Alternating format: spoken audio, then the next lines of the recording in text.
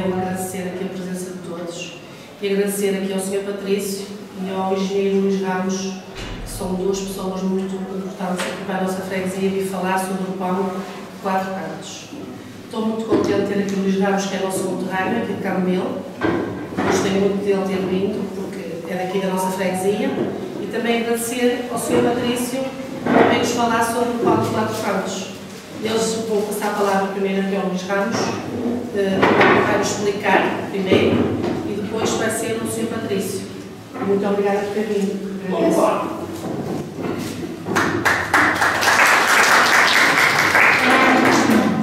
Muito obrigado, boa tarde a todas e a todos. Em primeiro lugar, quero agradecer à Sra. Presidente da Junta, à minha amiga Sofia Marinho, o convite. É realmente para mim um gosto e uma honra participar neste evento.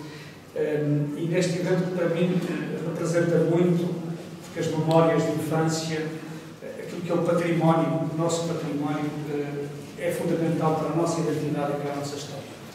E realmente, há pouco conversávamos sobre as memórias que nós temos do trigo de 4 cantos aqui na aldeia, e eu, como muitos dos que aqui estão, e estou a ver ali o Fernandino, mas há outros, nós participávamos no fabrico do trigo de 4 cantos de uma forma muito peculiar. Nós íamos peneirar a farinha no Sr. Orestes a troco de uns reboçados. Havia um peneiro bastante grande que tinha uma manivela e passávamos grande tempo, enfim, dos nossos tempos vimos por ali, junto à Dona Micas e ao Sr. Orestes, que eram quem faziam o pão na nossa aldeia. E tínhamos estas memórias e o cheiro que sentíamos quando passávamos junto à parte do edifício onde o forno, o pão era cozido, quando ele vinha de cima e ainda quente e era distribuído, e realmente o trigo de 4 cantos para nós era algo muito importante na nossa história, na nossa vivência cotidiana. E se calhar hoje os mais novos, aqueles que não viveram e não tiveram essas experiências, não têm essas memórias. E portanto partilhar estas memórias e partilhar esta história é fundamental para a nossa identidade, para saber quem somos, o que estamos e o que levamos daquilo que é a nossa terra, a nossa aldeia. O António Patrício tem uma amizade e uma história longa. Nós conhecemos mais ou menos nessa altura, um pouco mais tarde, nos escoteiros. Eu, quando comecei a estudar em Amarante, há 50 anos, quando comecei a estudar em Amarante, na altura foi, enfim, 71, 72, quando os escoteiros foram criados, e passado alguns anos, o António Patrício assumiu a presidência do agrupamento 448 dos escoteiros em Amarante, e desde essa altura que tivemos também esta troca e esta partilha em muitas coisas. O trabalho que ele tem feito nos últimos anos sobre a história, o património, as memórias do nosso concelho e das nossas terras é um trabalho de um valor incalculável. Porque é verdade que com as novas tecnologias, com os telefones digitais, com os computadores, grande parte da realidade física, das histórias, da memória que fazem parte de nós, perdem-se. Os mais novos já não têm ideia de muitas destas histórias e muitas destas memórias, e o trabalho meticuloso que eu tenho feito de recolher informação, de estudar aprofundadamente muitos dos aspectos das vivências da nossa comunidade são fundamentais para guardar essa memória e fazer com que ela sobreviva às mudanças cada vez mais rápidas, cada vez mais profundas que nós temos vivido. Ele é quem nos vai falar do trigo de 4 cantos. Eu estou aqui só para moderar e para depois criar um ambiente de partilha e de diálogo entre a plateia e nós aqui deste lado. E, portanto, eu agradecer mais uma vez, dar-lhe a palavra para ele fazer a sua intervenção e podermos depois passar à fase seguinte da partilha da discussão. Muito obrigado. Muito obrigado pelas palavras, amigo. Começo por agradecer o convite. Fui apanhado na altura um bocado pé descalço, porque não passava pela cabeça, que alguém me iria convidar para falar de um tema que de vez em quando vem à baila nas redes sociais e que suscita às vezes alguns diálogos, não digo muito quentes, mas alguns diálogos engraçados. O tema que propuseram falar, o trigo de 4 cantos do Marão, não temos qualquer documento que diga que ele nasceu no ano tal, pelas mãos de fulano assim, ou fulano assim. A única coisa que temos é uma lenda. Apesar da palavra lenda ser usada muitas vezes a título pejorativo, isto é lenda, não podemos esquecer que a lenda não nasce por si só como um conto, como uma história da carochinha. Uma lenda pode ter 500, 1000, 2000 palavras, poderá demorar 2, 3 horas a ser contada, mas assenta sempre, nem que seja só numa frase com meia dúzia de palavras. Uma lenda tem sempre, na sua essência, algo de verdade. Depois os homens, como a forma de a contar é passada oralmente, de boca em boca, através das gerações, os homens vão-lhe dando uns coloridos, vão-lhe dando umas frases mais engraçadas, mais emblemáticas, para serem melhor atendidas, melhor ouvidas, e também para que, quando está a ser contada, a pessoa que a está a ouvir não se canse e tenha a curiosidade de ouvir até ao fim.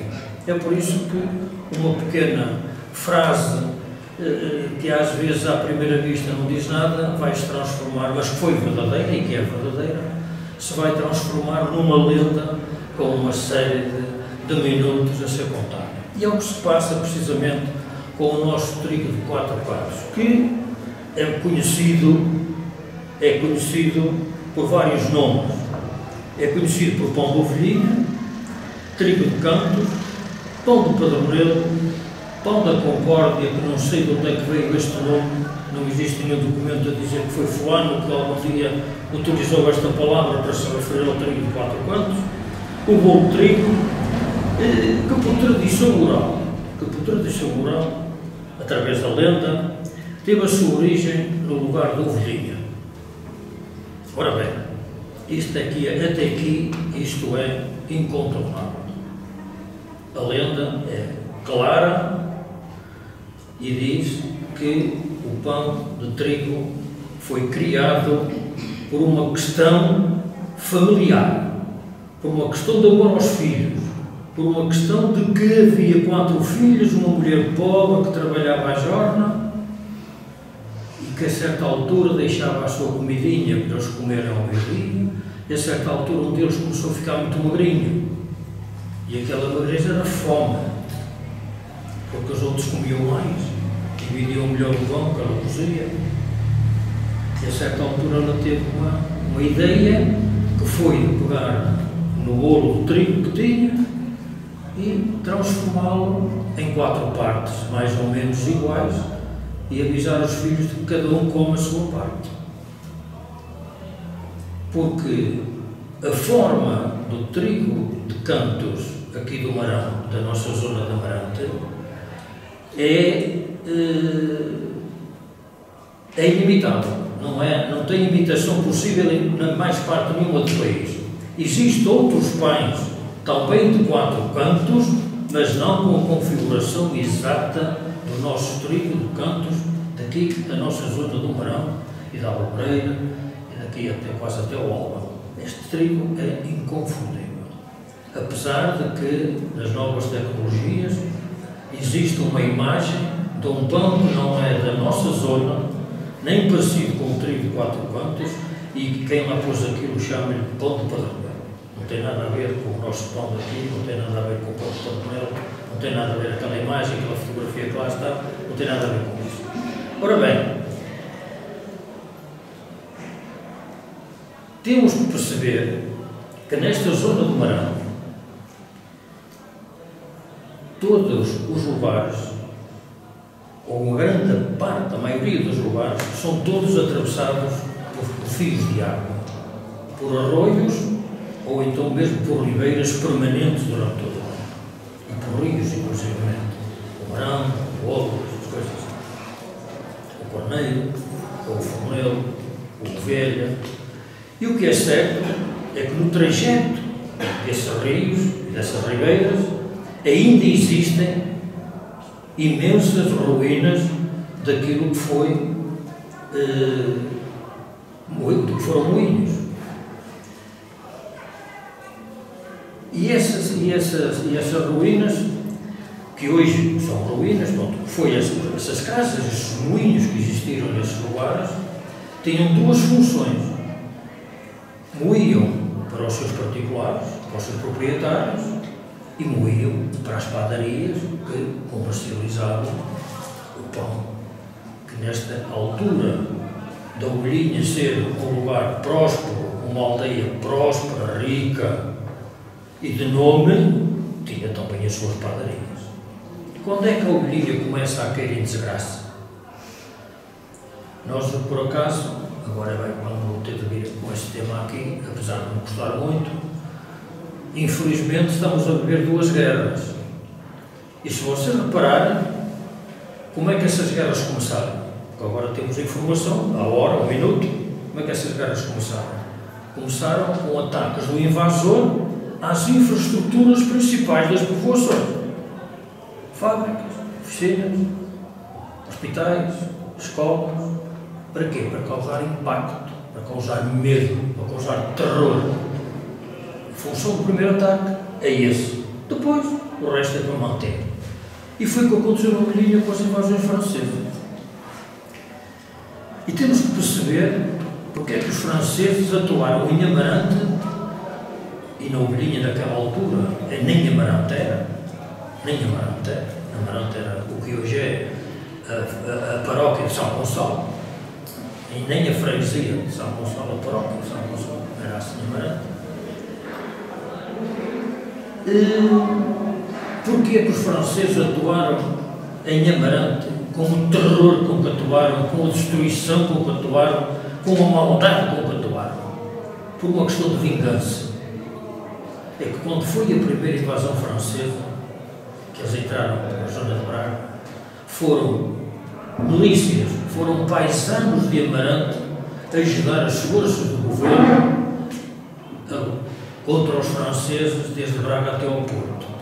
Na segunda invasão francesa, os franceses tinham aquilo na cabeça e uma das principais preocupações foi pôr Amarante em cinzas e quase que conseguiram.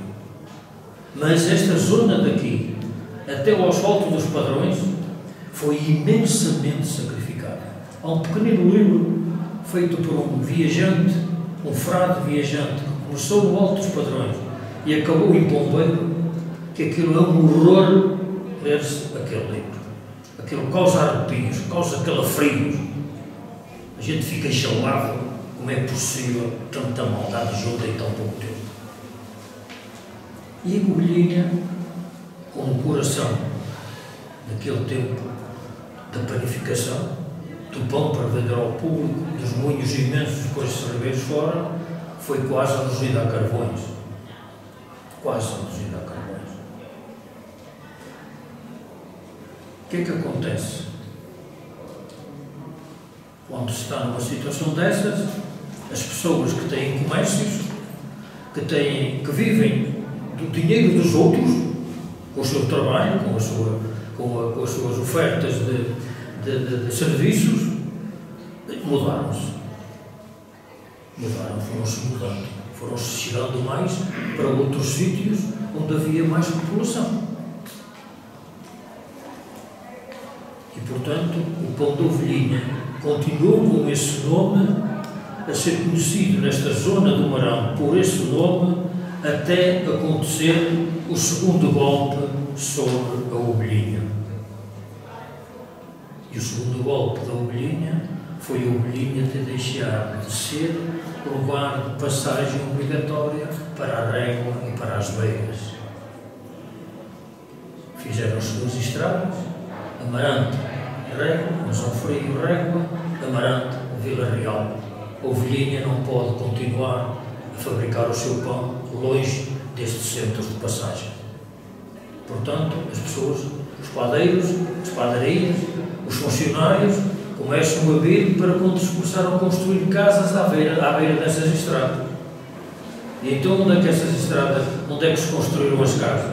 Construíram-se em Padronelo, as padarias em Padronelo, em Várzea, na Xerda, em Caldebio, onde passavam os carros, onde passava o trânsito principal, é onde se vende. Ninguém, passando uma estrada aqui, não vai vender lá sempre na Senhora da Moreira ou na Senhora da Serra. Tem que estar no sítio de passagem.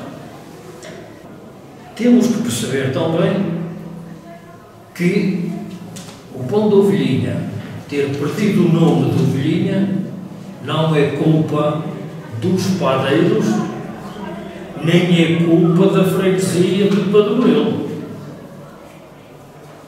Perdeu para Padronelo. Não é culpa deles. Não foram eles que fizeram isso. Foram as pessoas que compravam o pão, que chegavam às suas terras e perguntavam: pá, comprei este pão, pá, mas este pão é muito bom. Onde é que foi? Isto é pão de Padronelo. Era o que paravam primeiro. E depois acontece uma coisa mais grave. É que as Xerdas, Caldemiro e Várzea tinham as suas padarias, e quando lá chegava um indivíduo que passou em Padronelo e que não comprou o pão e se lembrou que tinha que comprar noutro sítio qualquer, quando chegava a uma padaria dessas, não perguntava: tem pão da ovelhinha? Perguntava: tem trigo de cantos de Padronelo? E a senhora que estava ao balcão, o índio que estava ao balcão, não dizia: não, eu tenho a de Várzea. Não, tenho da ovelhinha. Não, dizia: tenho. Porque já não vendia. Ninguém o queria. O pão da ovelhinha não o quero. O pão das Xerdas não o quero. De Caldemiro não quero esse pão. Eu quero o pão de Padronelo. Mas ele é igual, mas não me interessa, não quero. E, portanto, a questão de Padronelo dizer que tenha o seu pão, Padronelo pode-se vangloriar de boca cheia, de mais que as outras todas freguesias e lugares, de ter o que mais difundiu o pão da ovelhinha. E aproveitou-se de você ter pão de Padronelo, tem isso, senhor. E acabou. A ovelhinha esqueceu perfeitamente o nome no pão, juntamente com o pão. Isto é a minha maneira de pensar, é o que eu tenho pesquisado em alguns artigos que há por aí dispersos, e que não são assim tantos quanto isso, e que julgo que tem lógica. Porque eu não acredito que um padeiro da ovelhinha que veio trabalhar para Padronelo chegasse ali e dissesse ao patrão: pá, a partir de hoje este pão é de Padronelo, não é da ovelhinha. Não, senhor. Ele fabricou o pão está feito, o carro parou: amigo, tem trigo? Tem, sim, senhor. Conhece estes gajos aqui, então? Conhece, vais ter aqui trigo de Padronelo, trigo de cantos aqui de Padronelo, então.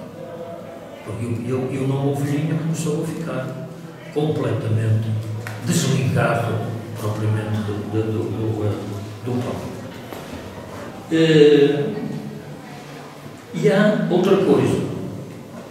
Enquanto que o pão de trigo de cantos foi distribuído à cabeça e a safatos por mulheres que ganhavam os tostões e o distribuíam por lugar das freguesias, e ali o amigo e companheiro de lides recordou-se há um bocado do peneiro. Eu quero vos dizer que ainda ouço o peneiro do Bexiga em Santa Luzia. Era elétrico, tinha um torzinho, trabalhava todo dia. E hoje, de vez em quando, em minha casa, ainda faço com o pão que tiver em casa, o que a minha avó me fazia em casa em Gatão. Trigo de cantos com uma semana, aquecido nas brasas, e depois com um bocadinho de mel ali, estorricadinha de manhã ao pequeno almoço. Não há cheiro melhor do que esse, não há coisa melhor que esse. É extraordinário. Mas para termos pão de qualidade, e depois também é preciso dizer-se que essas padarias não ficaram só aqui em cima, desceram até à vila, até à Amarante. E há 3 ou 4 padarias em Amarante que, para além de fazer o biju e a broa, o moleque, começam a fazer também, e algumas até só faziam, bexigas até só faziam o trigo do canto e a broa, sobem para a Costa Grande, postam para Vila Chá e dispersam-se assim, nesta zona de Amarante, nas padarias. Que quando chega o transporte de carro, nas células furgonetas, começou a chegar à Lixa, a Sorico de Basto, a Vila Viana, a Penafiel, a Felgueiras, a Guimarães, a Vila Real, transvasou completamente todo o Concelho de Amarante e Concelhos vizinhos. E o pão, que era da Ovelhinha, o trigo de 4 cantos, o bolo de trigo, passa a ser distribuído por essas terras todas como trigo de canto de padroneiro, como pão de padroneiro, porque foram, na realidade, as pessoas que primeiro foram apanhadas na distribuição desse pão. Vinha-se de Amarante, vinha-se do Porto, tínhamos ali, logo naquela bifurcação, 2 ou 3 padarias por Guimarães. Só quem vinha do interior para o litoral é que apanhava primeiro aqui, estas aqui de Calmilo, de Bares, de Sierras, para baixo. Portanto, esta difusão e esta distribuição de pão, eu acho que Padroneiro nesse aspecto tem o seu mérito, sem desmerecimento para esta zona aqui da Estrada 15, que também tiveram as suas furgonetas, também tiveram a sua distribuição, e o pão exatamente com a mesma qualidade, fabricado por métodos tradicionais. Hoje em dia, há algumas padarias, principalmente lá embaixo na cidade, que fazem um trigo de cantos com uma massa que não tem nada a ver com massa tradicional.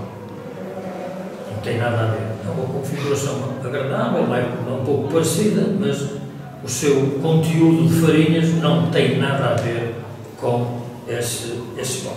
Temos também que realçar o trabalho de umas mulheres que algumas freguesias as registraram na sua toponímica e outras, por desconhecimento ou porque outros valores mais altos se levantaram, se esqueceram delas. Foi aquelas mulheres que, a troco de meia dúzia de tostões, enchiam as arrecadações das padarias de carqueis e doce a células carqueijeiras. Essas mulheres foram o coração desse pão. Sem essas mulheres, esse pão não era possível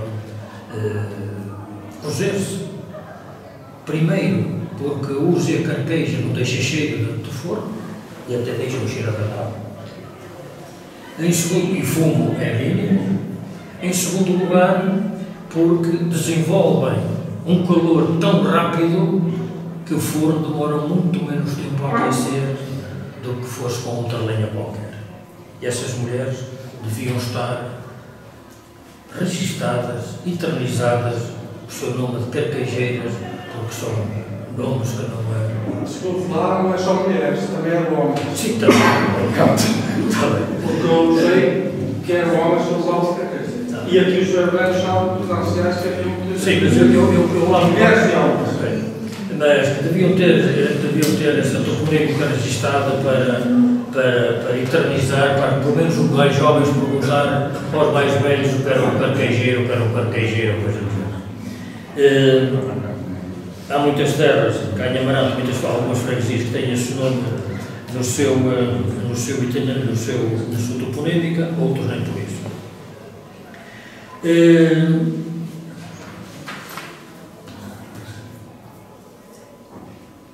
Temos também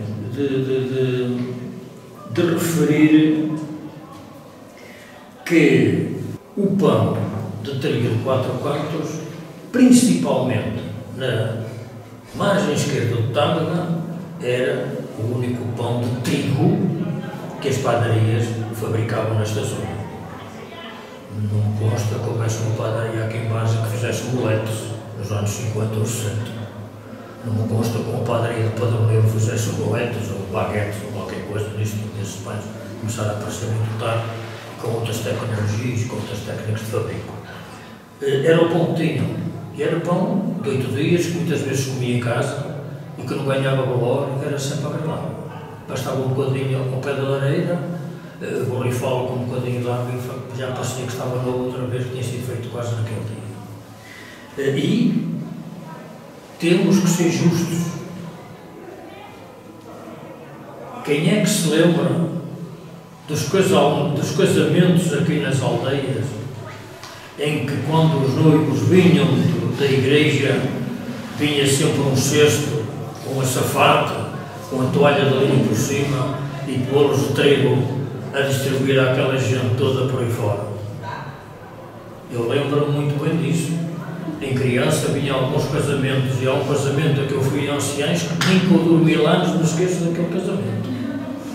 Foi uma coisa que eu nunca imaginei ser possível numa freguesia, numa aldeia do interior, tão no meio da serra, fez um casamento tão bonito, com tanta temática durante o percurso da igreja e depois da igreja até casa, com tantos pratos no casamento e tão diversificados e tão bem confeccionados.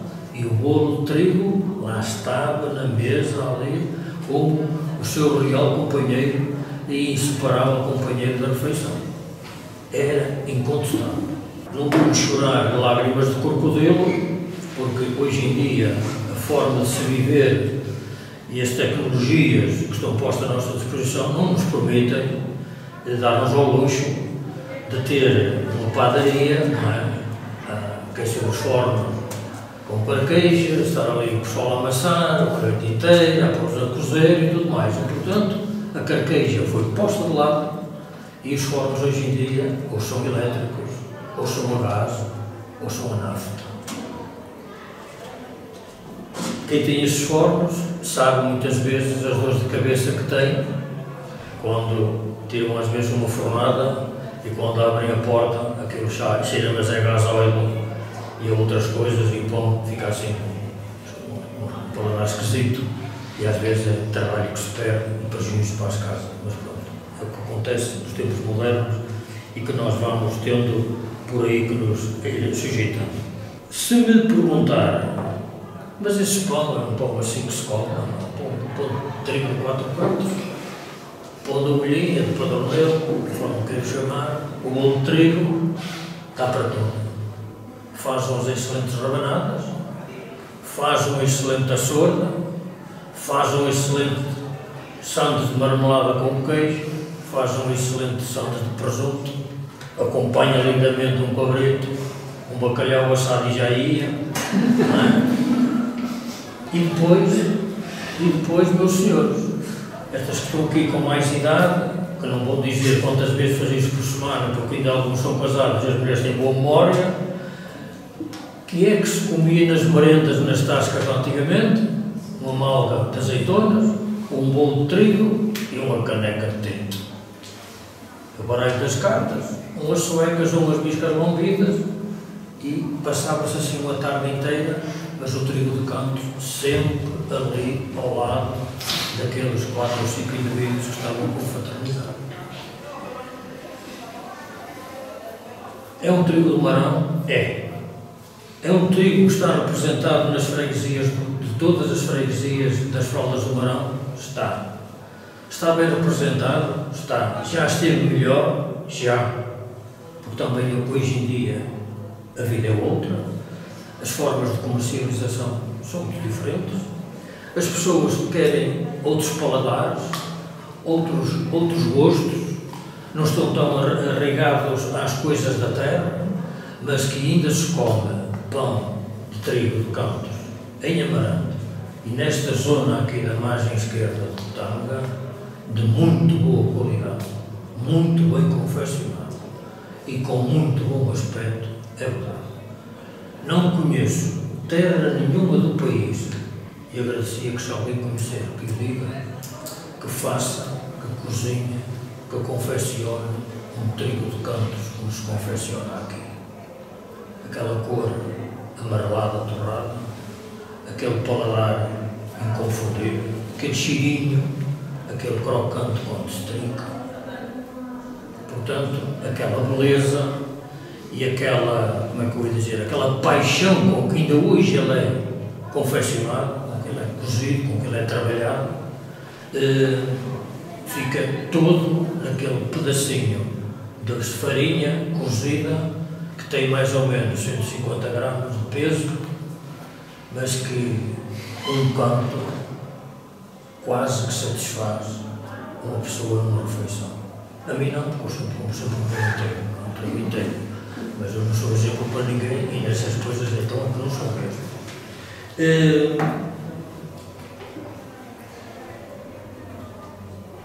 Dizer-se mais sobre o trigo de canto. Amarante, o Conselho de Amarante, o que hoje é o Conselho de Amarante,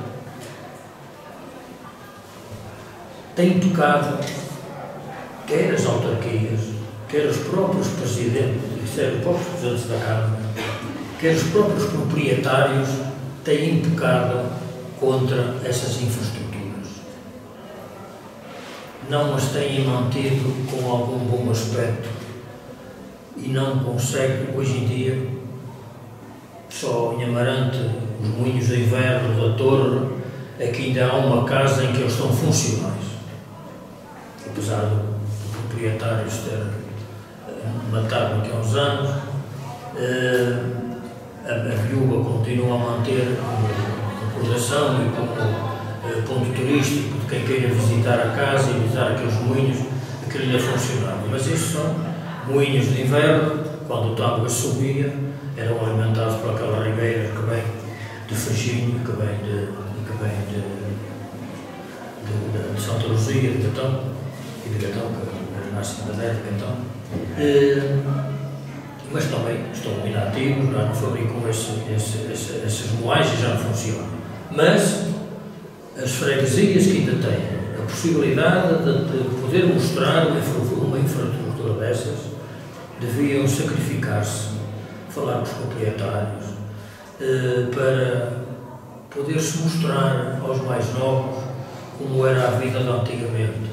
E é por estas coisas pequenas que se começa muitas vezes a fazer com que os novos tenham alguns interesses por aquilo que foi dos seus antepassados.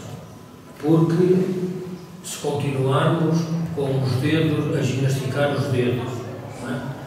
De dia e de noite, a história começa a perder-se, ninguém a registra, ninguém deixa mínimas infraestruturas que possam dizer: olha, pá, isto era um moinho, fabricava-se aqui farinha, deitava-se por aqui, passava aqui, a moeda mexida por uma roda que estava aqui no fundo do ribeiro, que chamava até o inferno, onde aquilo girava e tal.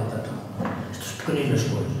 Porque a minha geração, e alguns de vocês que aqui estão, alguns mais do que eu, se me perguntarem quantos anos eu tenho, eu digo 8, 9, 10, se tudo correr bem, não vou dizer que tenho 72.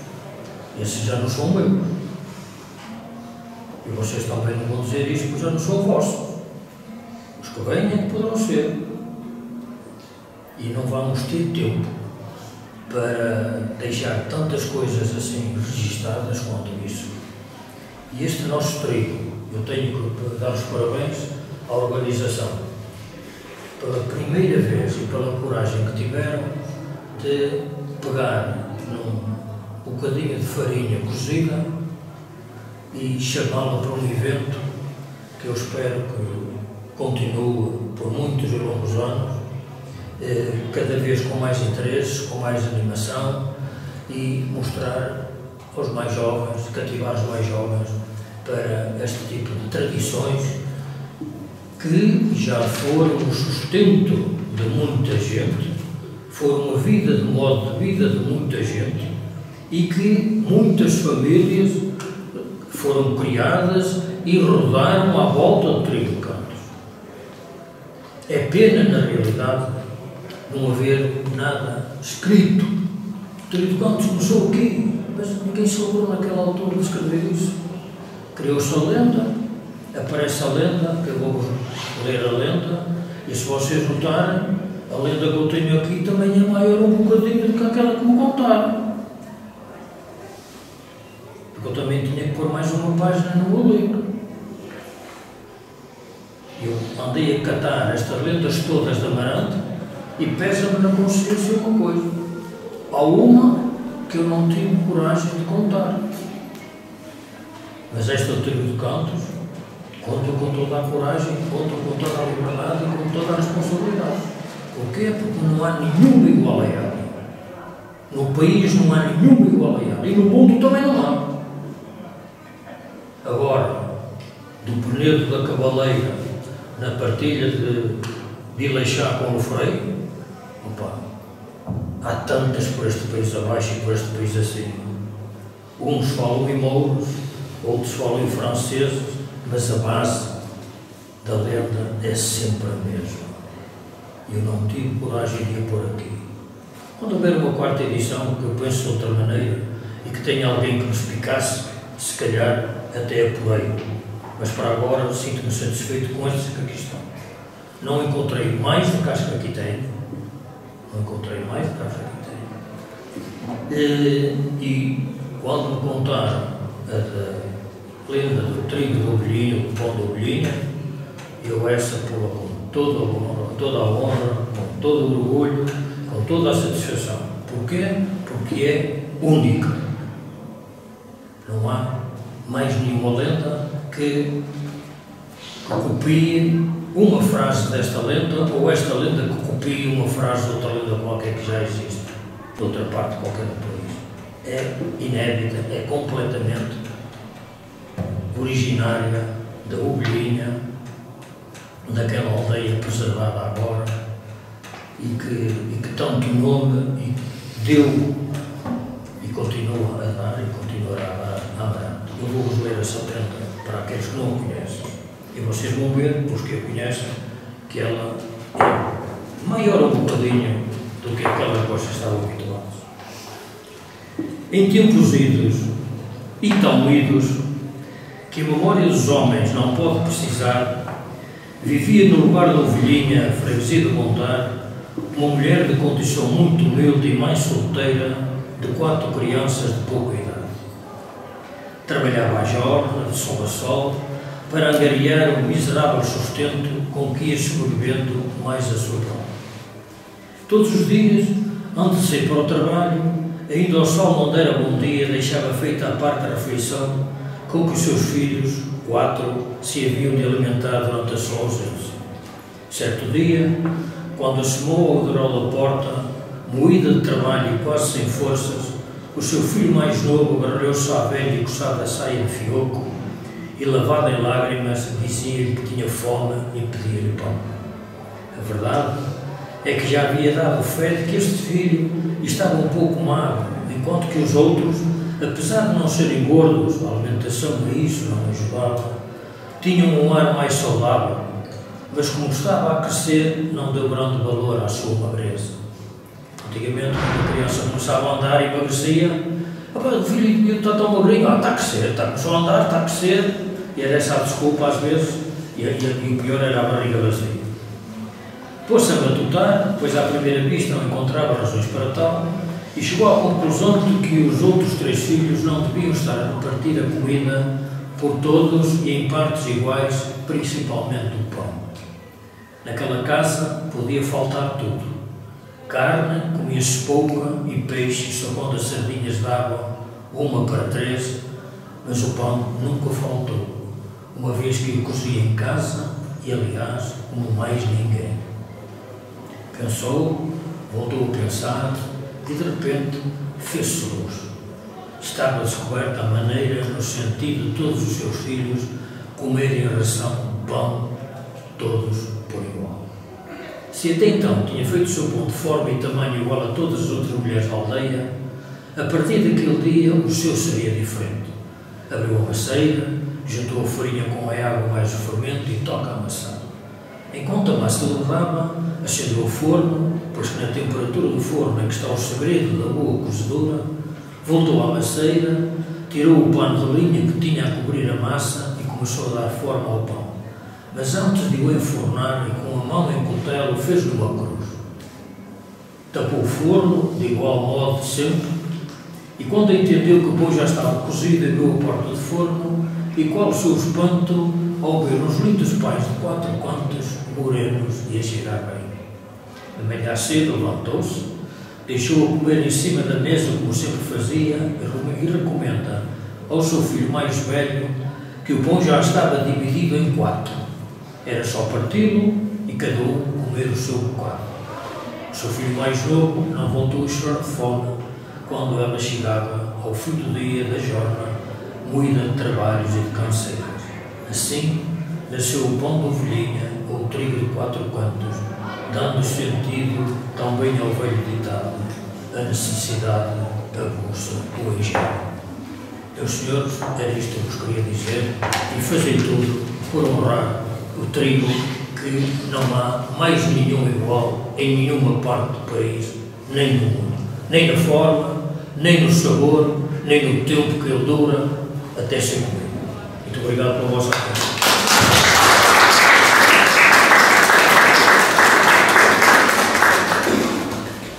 Muito obrigado. Foi realmente uma bela história, plena de memórias, à medida que íamos ouvindo, julgo eu, que todos começaram a rememorar nas suas histórias pessoais, nas suas histórias de vida, muitos episódios e muitas referências ao trigo de 4 cantos, ou ao bolo de trigo, como nós aqui mais tratávamos, e eu acho que, mais do que estar a acrescentar o que quer que seja, devolvi a palavra ao público e, portanto, quem quiser dizer, acrescentar mais alguma coisa, fazer perguntas, é o momento. Portanto, façam favor.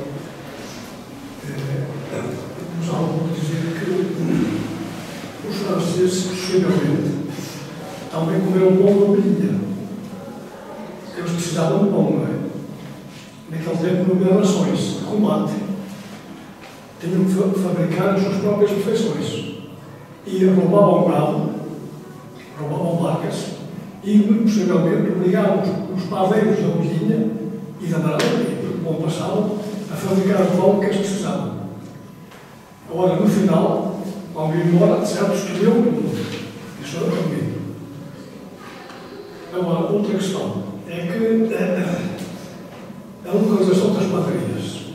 Efetivamente, podemos estabelecer uma relação entre as vias de comunicação que foram sendo abertas e o funcionamento e estabelecimento das padarias. Primeiro, penso eu que terá sido a velha estrada medieval que passava os padrões da Teixeira por Ovelhinha e por Moure. Moure foi um centro de padeiros também muito importante, como sabem. Depois foi a estrada para Molina e temos Padronelo. Depois foi a Nacional 15 e temos Cedas e outras por aqui acima, não é? E eu costumo ter até hoje porque as autoestradas não têm nada a usar. Agora, outra questão curiosa: as carteseiras. De facto, são as mulheres quase esquecidas. Carteseiras e carteseiros. Eu também conheci carteseiros. Felizmente, houve um grupo de pessoas que nos fez lembrar a existência destas mulheres. E até há algumas publicações sobre isso, referindo-se às carteseiras de Vila Chave. E as daqui nunca são referidas, não é? As do Porto. No Porto também havia carteseiras, iguais às daqui, exatamente iguais. Também abasteciam as padarias de leite. As carteseiras do Porto estão celebradas numa estátua na zona da Fontainha, que é a Igreja de Leite. Outra questão é o seguinte: relacionado com a carqueja, com as carquezeiras, há os carros típicos, que possivelmente já não existem no mundo. É pena, mas é possível de memória de fazê-los. E era bom que alguém se cuidasse disso, porque é uma peça fundamental, muito curiosa, desde toda esta fileira, não é? Começa na farinha, começa na matéria-prima do combustível e termina no pão, que a gente conhece com uma imensa qualidade. Ainda sobre a qualidade do pão, era bom que fosse preservada, que os aditivos fossem postos se mantivesse como era tradicionalmente e porque isto é que dá para a qualidade do pão.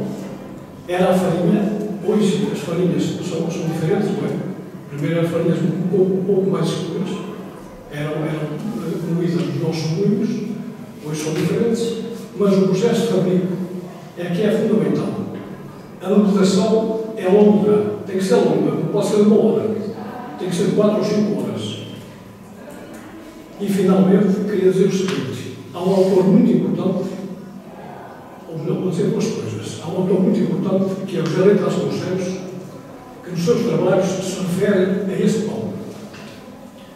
E ele, curiosamente, compara-o com as tetas de uma cabra. E quando se põe o pão no pé, de facto, parece as tetas de uma cabra. Portanto, felizmente, o Estado de Estado, não é? Isto ficará, não é? E de maneira que há alguma coisa que fica registrada. Mas há outro registro, que é um almanaque feito pelo jornal Flor Blanca em 1917.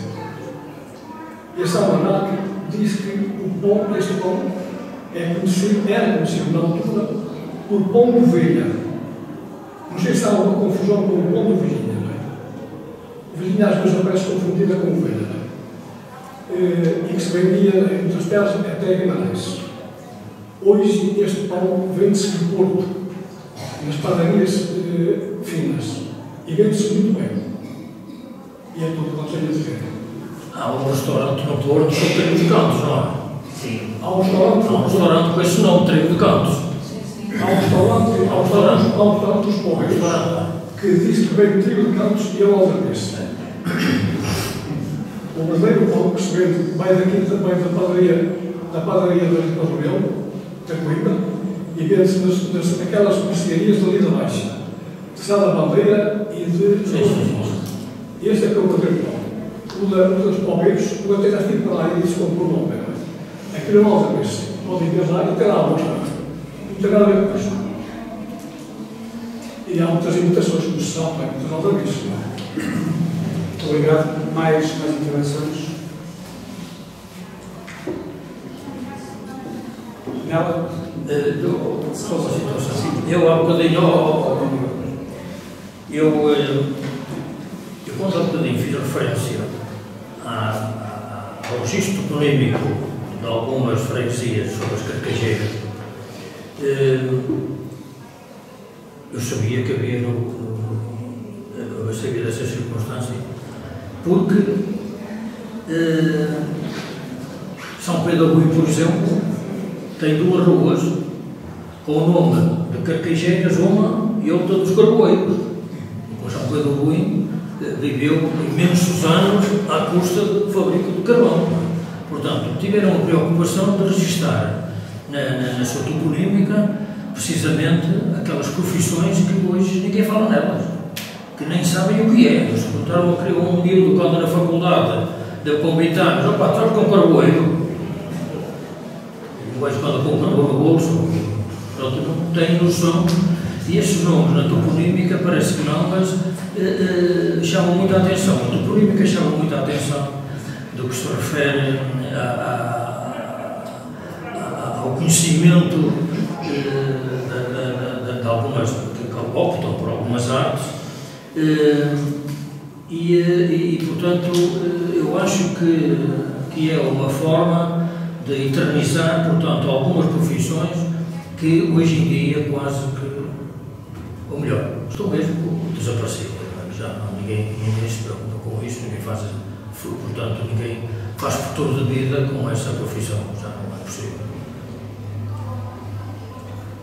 Mais intervenções, comentários? Isto é um momento de partilha, que é de falarmos das nossas memórias. Vamos falar da qualidade do pão e da maneira de o fazer. Vamos dizer, por exemplo, que aquilo que o Orestes fazia, que era assim que lhe chamavam, era um sabor diferente, uma mistura diferente daquilo que eu vi quando comi o pão padronel. Portanto, falámos assim, cada um de nós defende aquilo, as nossas origens, a nossa terra, mas o nosso pão era realmente, eu acho que era um sabor único. E há uma, estas farinhas, eu acho que uma coisa que não dá para rir, não é? Não dá para rir. A minha nora, o meu rapaz mais velho, a mãe ainda cose pão em casa. Ela ensina em Bragança e cose pão em casa. E ela também cose e gosta de vez em quando de experimentar algumas farinhas e tal. E aqui há uns tempos, aqui há 2 ou 3 anos, estávamos a lanchar e diz ela, olha, este pão e tal é engraçado, eu gostava de fazer isto. Agora não sei quem é que o arranjo quem ensina a fazer isto. Vamos a falar ali com o padeiro, e ele dá-lhe já aqui uma coisa. Subi as escadas. Só menina, diga aqui à minha nora como é que se faz este pão. Não vai perceber, é para fazer em casa. Então. E ela explicou-lhe e tal, daqui da lado. E eu disse, mas há aqui um segredo. Diz ela, e eu disse, então diga lá qual é o segredo, quando ele já está cozido, quando se abre a porta ao forno. Diz ela que nós abrimos a porta ao forno e depois deixamos o forno respirar um bocadinho. Diz ela, a minha mãe também faz isso na nossa casa, nós também fazemos assim. Quer dizer, não se abre e tira-se o pão para fora. O pão fica ali. É por isso que minha mãe há 2 padarias que ainda fazem esse pão, esse trigo de cantos, e é melhor do que nos outros sítios todos. Porque ele fica diferente, fica mais crocante, fica mais agradável, fica mais perfumado, salta mais no nariz, o perfume, aquele odor de farinha cozida, é característico, não é? E portanto há alguns segredos. Hoje em dia os clientes não se compadecem por alguns segredos na confecção e portanto está cozido, toca a vender, toca a fazer fora, tem gente depois leva para casa, mete uma saca de plástico e 2 dias depois vai para as galinhas porque está cheio de bolor. Porque ele não teve tempo para dizer agora sim, agora sou um pão cozido e já posso começar a ser comido. Nós lembramos-nos da célebre broa que as nossas famílias, nossos antepassados faziam em casa, desta altura, desta largura e deste tamanho, e comíamos broa para 15 dias, não é? Tinha broa para 15 dias e manhava logo. Quantas vezes é que eu fui à casa das vizinhas da minha avó buscar o fermento, porque ela não tinha ficado, e depois levava no retorno, levava um outro fermento para ela. E essa troca entre os vizinhos, que era saudável, uma forma muito característica de partilhar conhecimentos e saberes, que se foram perdendo também com a nova forma de vivermos, mas que quem tem memória recorda essas coisas, não é? E pronto, é a nossa função, que nós que somos mais velhos, de vez em quando lembrarmos estas coisas, e eu mais uma vez fico muito grato por poder ter vindo aqui falar um bocadinho sobre isto, desapaixonadamente, sem qualquer tipo de costela a puxar para um lado e para o outro, porque eu não tenho esses vícios, mas pronto, eu gosto de falar assim, e muito obrigado. Não sei se é mais capaz de que já falamos em memória, associado ao fabrico do pão, temos também o fabrico da farinha. E se hoje é fácil fazermos farinha, estamos em casa, podemos ter um moinho elétrico que nos tira o trabalho de fazer aqui às costas para o moinho. Era bom que se calhar, para memória futura, houvesse pelo menos em cada freguesia um moinho dos tradicionais a funcionar. As pessoas saberem como é que realmente as pessoas faziam o pão, faziam farinha, se bem que aqui os moinhos eram mais para fazer a farinha do milho, o milho era a base da alimentação, mas também comiam trigo. E isso vai-se perder, porque julgo que a maior parte deles estão em ruínas, estão cobertos de silvas, alguns já nem se vê nada, nem bem de sangue, e se calhar para os nossos netos saberem como é que realmente as coisas funcionavam, alguém, tanto a caneta, se calhar fundos elétricos para estourar moinhos, ficaram em cada lugar, pelo menos numa varanda, aqui no Marão, ver um ou dois a funcionar, para as pessoas verem alguém que vem de fora para mostrar. É uma atração turística. Acho que era uma ideia, mas não sei se é possível, que realmente acho que valeria a pena valer. Valeria a pena, eu acho que sim que valeria a pena. Se é que para mim, portanto, já que falamos de moinhos, se alguém quiser ver um moinho no é. Amanhã vamos lá fazer a visita da caminhada. passa lá. Eu não sei se há algum aqui a funcionar e já é bom, é bom. Se há a funcionar é mesmo que se mantenha, que o conservem, pelo menos que haja um. Nós estamos a ver, realmente a noção de como é que as coisas. Vou preparar a caminhada e como foi o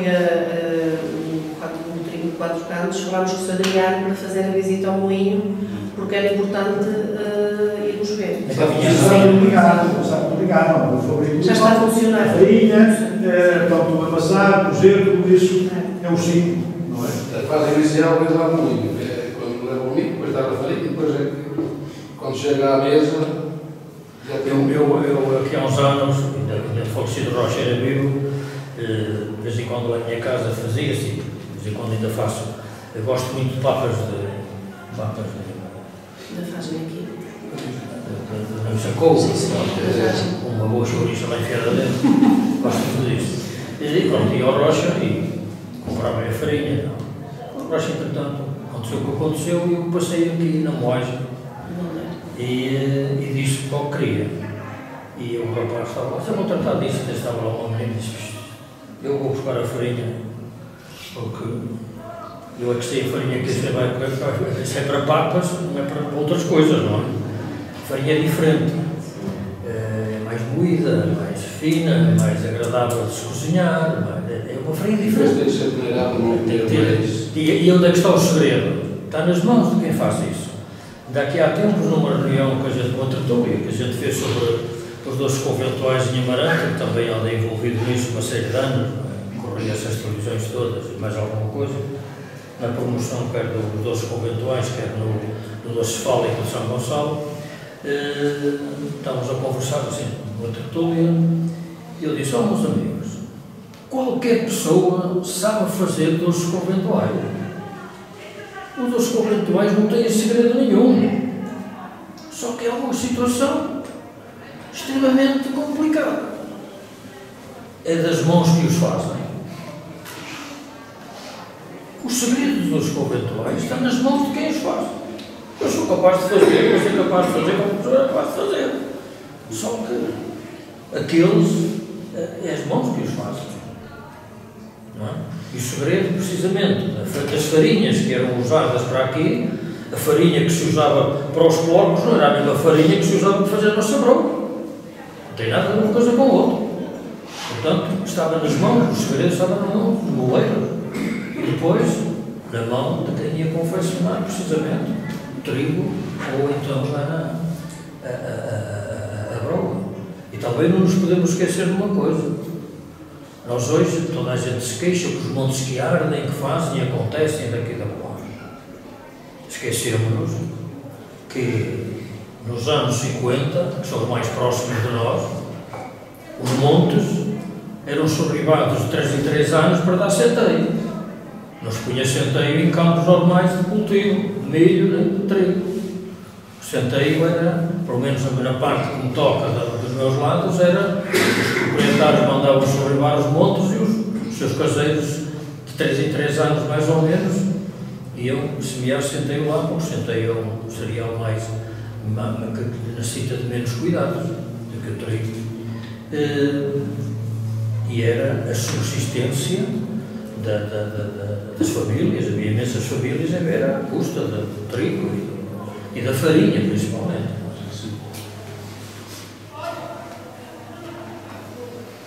Agora combinado. Deixa-me só dizer uma coisa que eu acho que era importante que saísse daqui alguma proposta concreta relativamente ao que o António Patrício dizia e que foram referindo. Eu acho que, aliás, eu peço desculpa de repetir um bocado aquilo que dizia. Eu acho que um trabalho fundamental era tentar que via município fosse feita alguma investigação para perceber quais eram as características originais deste trigo de 4 cantos, em termos das quantidades, da massa que era utilizada, do tipo de farinha, do modo de confecção, porque essa é a primeira forma de nós preservarmos a agilidade e registrar isso. O registro é um processo bastante longo, mas exatamente esta ideia de que há uma adulteração, que há técnicas muito simples para garantir a qualidade. Eu lembro, Timor-Leste e Micas não utilizavam a carqueja, nós vimos passar aí as carretas de carqueja para baixo, mas cá, ao contrário, o aquecimento do forno era um processo longo. Eu lembro-me que desde o momento em que eles aqueciam o forno, queimavam a lenha, depois ficava ainda algum tempo antes de meter o trigo lá dentro.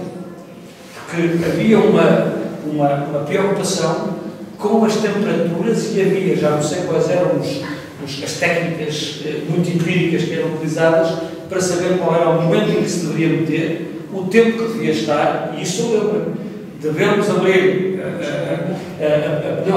o forno, abrir com a janelinha assim, e não retirar para que não haver um choque térmico que estragasse no fundo o produto e que, quando a queda de temperatura fosse muito rápida, perdia aquelas qualidades que era realmente tostado, que era aquele aroma, que era uma coisa única, assim, única do ponto de vista. Portanto, eu acho que vale a pena, e eu, da minha parte, também procurei insistir nesse aspecto, que valia a pena começarmos a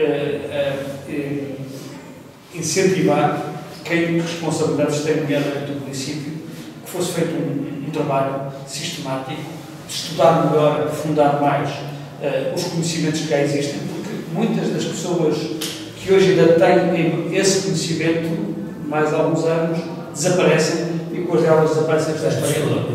E, portanto, são, no fundo, conhecimentos que estão guardados, que as pessoas não estão escritos, não foram gravados em lado nenhum, e, portanto, valia a pena, na verdade, fazer um trabalho nesse sentido, porque é um produto único, é um produto singular, com características e com qualidades únicas ligadas à história desta zona e que nós não podemos perder, porque faz parte do nosso património, faz parte da nossa história. Portanto, fica aqui o desafio, quer à Junta de Freguesia, quer a todos os que estão hoje aqui, da minha parte, eu também procurarei levar essa mensagem a quem está direto.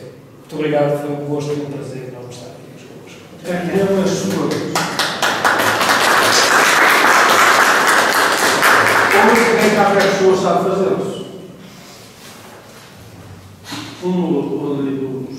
Das ferramentas, eu ainda as devo fazer. E hoje não há ninguém que saiba fazer um produto. Quais são as características daquele forno? Aquilo é o bloco que há hoje o bloco para fazer o forno, só que depois o revestimento. O revestimento é que está o segredo. É que está o segredo. Exatamente. A massa do revestimento. Exatamente. Não é o forno. Não. Ele pode ser quadrado, retangular, torto, não é. É o revestimento. É o revestimento é que está o segredo. E hoje ninguém sabe fazer isso. É isso. É isso. Vocês podem fazer um forno aí, mas não coge um pouco. Depois rebenta, depois parte, depois abre, mais não sei o quê.